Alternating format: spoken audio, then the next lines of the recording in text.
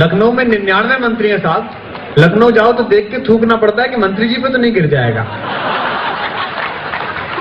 अभी ओम ने मुझसे पूछा, बोले यार 99 मंत्री तो विभाग कैसे बढ़ते होंगे, हमारे यहाँ तो एमपी में तो 22 ही हैं। अरे मैंने कहा तुम नहीं, तुम तेज नहीं हो, अभी बैकवर्ड लोग हो, यूपी की तरह फास्ट फॉरवर्ड नहीं हो।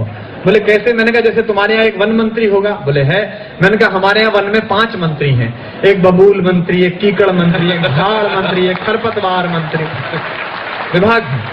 मैंने कहा एक तुम्हारे यहाँ खेल मंत्री है? बोले हाँ है। मैंने कहा हमारे यहाँ 2 मंत्री हैं, एक खेल मंत्री, एक कूद मंत्री। कूद मंत्री वो है जो दूसरी पार्टी से कूद कर आया है और कहीं भी कूद कर जा सकता है। लेकिन आप लोगों के बीच खड़े हैं, भारत प्रगति कर रहा है, आप लोगों को देख के अच्छा लगता है, आप भारत उदय के सपने हैं। मैं काफी फील गुड कर रहा हूं यहाँ पर खड़े होके। अभी मैं पिछले दिनों में यार ओम गए थे अमेरिका, न्यू जर्सी में कवि सम्मेलन था, तो एक मुझसे कहने लगा अमेरिकी डोमेस्टिक फ्लाइट में, बोले कितना लेट देश है, मैंने सुना आपके यहाँ शादी होने में 6 महीने लग जाते हैं, आज गोद भराई, आज मुंह दिखाई, आज सगाई, तब जाके आती है लुगाई। आपके यहाँ तो बड़ा लेट मामला है, हमारे यहाँ तो ईमेल से शादी कर लेते हैं। मैंने कहा बहुत प्रगति की, शुक्र है तुम्हारे यहाँ ईमेल से करते हैं, भैया हमारे यहाँ तो अभी भी फीमेल से ही करते हैं।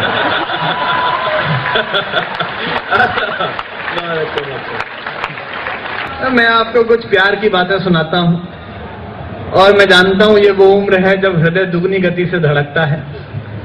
उसी मस्ती के साथ आप सुनिए, मैं पंक्तियां पढ़ता हूँ कि कोई दीवाना कहता है, कोई पागल समझता है। नौजवान दोस्त मेरा साथ दें। मैं समझ गया कि तुम हो। कोई दीवाना कहता है, कोई पागल समझता है, मगर धरती की बेचैनी को बस बादल समझता है। मगर धरती की बेचैनी को बस बादल समझता है। मैं तुझसे दूर कैसा हूँ, तू मुझसे दूर कैसी है। मैं तुझसे दूर कैसा हूँ, तू मुझसे दूर कैसी है। ये तेरा दिल समझता है या मेरा दिल समझता है। ये तेरा दिल, ये इस बार के सेमेस्टर में आने वाली है कि मोहब्बत एक एहसासों की पावन सी कहानी है। बहुत अच्छे। तुम यहाँ थे, मैं तो तुम्हें आगरा में ढूंढ रहा था। कि मोहब्बत एक एहसासों की पावन सी कहानी है। कभी कबीरा दीवाना था, कभी मीरा दीवानी है। यहाँ सब लोग कहते हैं मेरी आंखों में आंसू है। ये पंक्ति सुनना और आप तक पहुंच जाए तो सूचित करना। यहाँ सब लोग कहते हैं मेरी आंखों में आंसू है। जो तू समझे तो मोती है, जो ना समझे तो पानी है।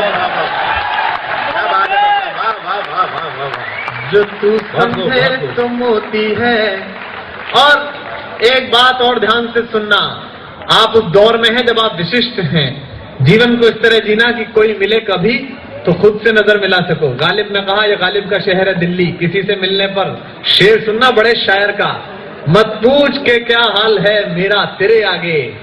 मत पूछ के क्या हाल है। मैं आरईसी में पढ़ता था, एक सेमेस्टर छोड़कर भाग आया और यहाँ पढ़ा रहा हूँ क्योंकि मुझे लगा it's better to be a good poet than a bad engineer. Ghalib ने कहा, मत पूछ के क्या हाल है मेरा तेरे आगे, तू देख के क्या रंग है तेरा मेरे आगे। क्या बात। सब पंक्तियां सुनना कि समंदर पीर का अंदर है लेकिन रो नहीं सकता। समंदर पीर का अंदर है लेकिन रो नहीं सकता। ये आंसू प्यार का मोती है, इसको खो नहीं सकता।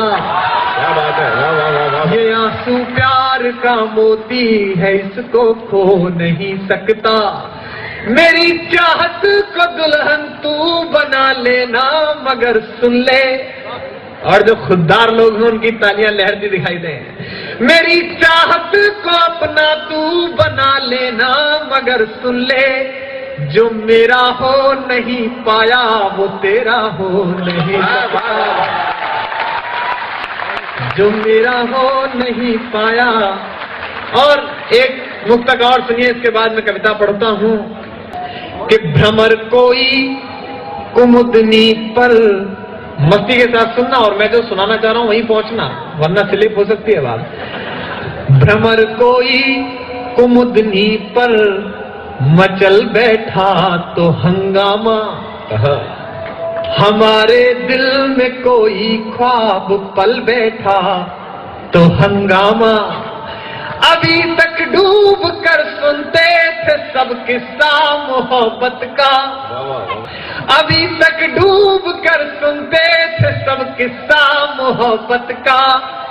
मैं किस्से को हकीकत में बदल बैठा तो हंगामा, मैं किस्से को हकीकत में बदल बैठा तो। एक प्यार की गीत सुनाता हूं। मावस की काली रातों में दिल का दरवाजा खुलता है।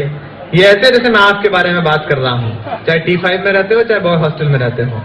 मावस की काली रातों में दिल का दरवाजा खुलता है, जब दर्द की प्याली रातों में गम आंसू के संग घुलता है। जब पिछवाड़े के कमरे में हम निपट अकेले होते हैं, जब पिछवाड़े के कमरे में हम निपट अकेले होते हैं, अकेले होते हैं। जब घड़ियां टिक टिक चलती हैं सब सोते हैं हम रोते हैं, जब घड़ियां टिक टिक चलती हैं सब सोते हैं हम रोते हैं। जब बार बार दोहराने से सारी यादें चुक जाती हैं, जब ऊंच नीच समझाने में माथे की नस दुख जाती हैं। पंक्तियां सुनना और अगली दो पंक्तियों पर जितने भी लोग हों सबके हाथ खुलते हुए देखना चाहता हूं। जब ऊंच नीच समझाने में माथे की नस दुख जाती है, तब एक पगली लड़की के बिन, तब एक पगली लड़की के बिन जीना गद्दारी लगता है, और उस पगली लड़की के बिन मरना भी भारी लगता है। मावस की काली रातों में दिल का दरवाजा खुलता है, जब दर्द की काली रातों में। मैं अध्यापक का बेटा हूं, मेरे पिता विश्वविद्यालय में पढ़ाते थे, अब मैं पढ़ाता हूं पिछले 9 साल से। अध्यापक दोष दर्शन करता है, उसको हर समय लाल घेरा दिखाई देता है। वो मेरे यहाँ एक अंग्रेजी के टीचर थे, उनकी लड़की अपने प्रेमी के साथ चली गई, तो मैं शाम को सांत्वना प्रकट करने गया। मैंने कहा गुरुजी बड़ा दुख हुआ कि रेखा ने आपकी बात नहीं मानी और वो प्रेमी के साथ चली गई। तो गुरुजी बोले बेटा दुख इस बात का नहीं है, दुख इस बात का है कि 7 साल ग्रामर पढ़ाई, 3 पेज का लेटर छोड़ के गई है, उसमें 4 स्पेलिंग मिस्टेक है। उनकी चिंता है। सुनिएगा, जो अध्यापकीय परिवेश से जुड़े हुए लोग हों, शुद्ध कविता सुनिएगा। मैं भारत के सबसे तेज और फर्टाइल ब्रेन के सामने खड़ा हूं, इसलिए ऐसा ना लगे कि हिंदी की कविता सिर्फ ठहाके की कविता है। हिंदी की कविता के पास कुछ है, और पहुंचता हो तो मुझे सूचित कीजिएगा। सुनेगा, तब एक पगली लड़की के बिन जीना गद्दारी लगता है, और उस पगली लड़की के बिन मरना भी भारी लगता है। जब पोथे खाली होते हैं, कविता पहुंचे तो सूचित करें। जब पोथे खाली होते हैं, जब हर्फ सवाली होते हैं, जब गजलें रास नहीं आती, अफसाने गाली होते हैं। जब बासी फीकी धूप समेटे दिन जल्दी ढल जाता है, दाद मिले, जल्दी ढल जाता है। जब सूरज का लश्कर छत से गलियों में देर से जाता है, जब जल्दी घर जाने की इच्छा मन ही मन घुट जाती है, जब कॉलेज से घर लाने वाली पहली बस छूट जाती है, पहली बस छूट जाती है, पहली बस छूट जाती है। पंक्ति सुने अगली 2 शरारती पंक्ति। पहली बस छूट जाती है जब बेमन से खाना खाने पर माँ गुस्सा हो जाती है, जब लाख मना करने पर भी पारो पढ़ने आ जाती है, जब लाख मना करने पर भी पारो पढ़ने आ जाती है। ये पंक्ति पहुंचे कविता की और आपकी तालियां उठे, पारो पढ़ने आ जाती है। जब अपना मन चाहा हर काम, जब अपना मन चाहा हर काम कोई लाचारी लगता है, तब एक पगली लड़की के बिन जीना गद्दारी लगता है, और उस पगली लड़की के बिन मरना भी भारी लगता है। अगला वन कुमारों को समर्पित है और कामयाब कुमारों को समर्पित है। आप लोग मोस्ट वांटेड लोग हो अपने मोहल्ले के, मैं जानता हूं, और खासकर जो फाइनल ईयर वाले हैं वो ज्यादा ही वांटेड हैं। स्थिति यह है कि मैं गजेंद्र सोलंकी जी की कॉलोनी में गया, मैंने एक आदमी से पूछा हालांकि कुंवारे लोग बहुत प्रसिद्ध होते हैं, लेकिन पड़ोसी की नजर में गिद्ध होते हैं। तो मैंने उससे पूछा, मैंने कहा आपको गजेंद्र सोलंकी का घर पता है? बोले हाँ पता है, इधर से इधर चले जाना, लेकिन प्लीज उनको मेरे घर का पता मत बता।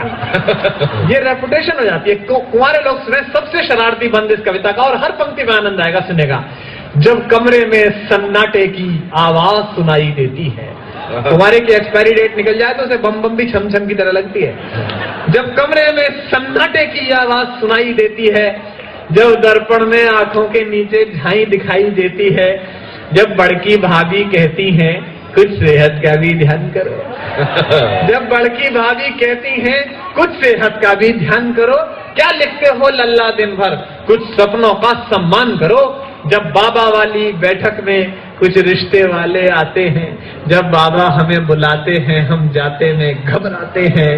जब बाबा वाली बैठक में कुछ रिश्ते वाले आते हैं, जब बाबा हमें बुलाते हैं हम जाते में घबराते हैं। जब साड़ी पहने लड़की का एक फोटो लाया जाता है, जब भाभी हमें मनाती हैं फोटो दिखलाया जाता है। जब सारे घर का समझाना, जब सारे घर का समझाना हमको फनकारी लगता है, तब एक पगली लड़की के बिन जीना गद्दारी लगता है। और उस पगली लड़की के बिन अंतिम पंक्तियां पढ़ता हूं अपनी और इस कवि सम्मेलन की। दीदी कहती है, दीदी कहती है उस पगली लड़की की कुछ औकात नहीं, उसके दिल में भैया तेरे जैसे प्यारे जज्बात नहीं। वो पगली लड़की मेरी खातिर 9 दिन भूखी रहती है, चुप चुप सारे व्रत करती है, पर मुझसे कभी न कहती है। मातृशक्ति बैठी है, महिलाओं को व्रत करने का बहाना चाहिए। अभी मैं ओम जी के गया करवा चौथ के दिन, तो ओम जी की पत्नी मारवाड़ की है, वो व्रत रखती है करवा चौथ पे, तो मौन व्रत रखती है। तो हम लोग 12 बजे उठे तो वो बोल नहीं रही थी, तो मुझे लगा कि ओम जी की कोई पुरानी वीडियो फिल्म पल्ले पड़ गई है इनको, अरे अपने को पता नहीं था। तो मैंने ओम जी से कहा यार ये खाना क्यों नहीं खा रही है भाभी? और वो बोले कम वक्त आज खाना क्यों खाएगी, आज ये भूखी रहेगी, इससे मेरा स्वास्थ्य सुधरेगा। मैंने कहा इतना सुधरा हुआ है और कहाँ जाओगे? बोले नहीं सुधरेगा इससे। लेकिन देश है या कुछ भी हो सकता है। सुनेगा दीदी कहती हैं, अंतिम पंक्तियां सुनिएगा, ठाके और तालियों के बीच विदा हो। दीदी कहती हैं उस पगली लड़की की कुछ औकात नहीं, उसके दिल में भैया तेरे जैसे प्यारे जज्बात नहीं। वो पगली लड़की मेरी खातिर 9 दिन भूखी रहती है, चुप चुप सारे व्रत करती है, पर मुझसे कभी न कहती है। जो पगली लड़की कहती है मैं प्यार तुम्ही से करती हूँ, लेकिन मैं हूँ मजबूर बहुत, अम्मा बाबा से डरती हूँ। उस पगली लड़की पर अपना कुछ भी अधिकार नहीं बाबा, ये कथा कहानी किससे है कुछ भी तो सार नहीं बाबा। बस उस पगली लड़की के संग, बस उस पगली लड़की के संग जीना फुलवारी लगता है, और उस पगली लड़की के बिन मरना भी भारी लगता है। कि कोई दीवाना कोई मगर धर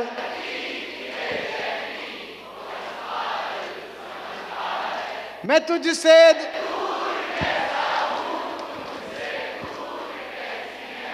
ये तेरा